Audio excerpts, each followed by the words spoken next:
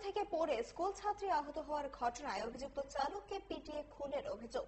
নিহত অটো চালকের নাম গৌরাঙ্গ দেবনাথ, তার বয়স আনুমানিক 47 বছর। ঘটনা জিরানিয়ার শচীন্দ্রনগর এলাকায়। অভিযুক্তরা উল্টো নিহতের বাড়িতে গিয়ে মামলা না করার কথা বলেছে। দিন দুপুরে একজনকে রাস্তায় ফেলে পিটিয়ে হত্যার ঘটনায় চাঞ্চল্যের সৃষ্টি হয়েছে ওই এলাকায়। গুরুতর আহত অবস্থায় গৌরাঙ্গ দেবনাথকে জিবি হাসপাতালে আনার পর সোমবার চিকিৎসাধীন অবস্থায় তার মৃত্যু হয়।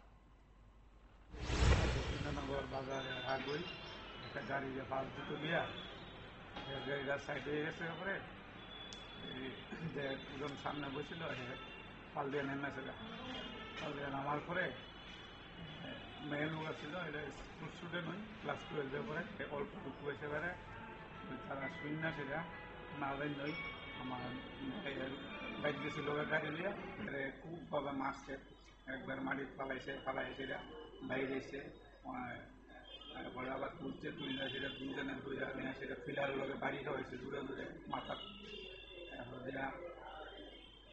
অসুস্থ হয়ে পড়ে রয়েছে। তারা লোকও দেখছে, দেখার পরে আবার অল্প পরে উঠছে সেটা জরস্থ করে আইনাসে ভর্তি করার পরে সন্ধ্যা 5টার সময় মারা গেছে। আমরা তাদের শাস্তি চাই, যেরকম আমরা তো মনে করছিলাম যে নিজের আমাদের সমস্যার সমাধান হয়ে যাবে, কিন্তু এইভাবে যে মারা যাবে আমরা তো ভাবতেই পারছি না।